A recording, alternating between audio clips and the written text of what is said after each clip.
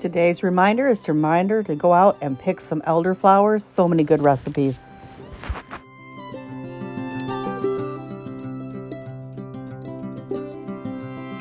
Rebel Canners teaching all kinds of food preservation, especially the old ways.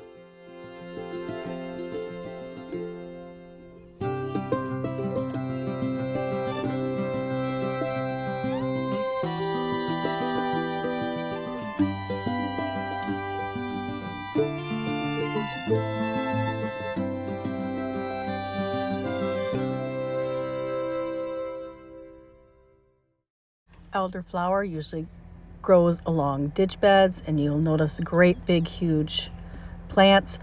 They have an umbrella shaped white flower. This is it in its finest glory. It's just beautiful. In the fall, the berries pull the umbrella downward, and they're dark purple, usually, sometimes red. I have a couple videos. One is how I take and use the flowers and dry them right in sugar. I've done a video on how to use elderflowers in vinegar. We fermented them in a lemonade-like substance. Because of their healing properties, a lot of people make them in tinctures.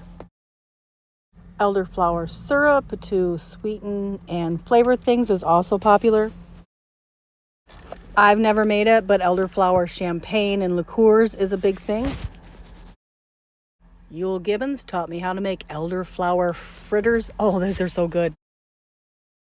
Elderflower jelly is another popular way to use it. Very popular in Europe.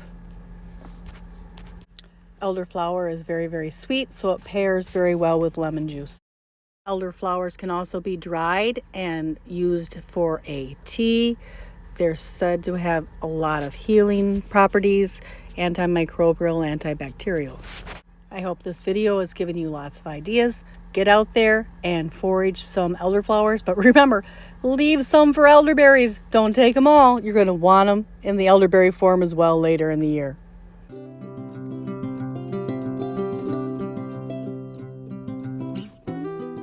Be sure to like and subscribe if you like my content so I know more of which videos I need to make.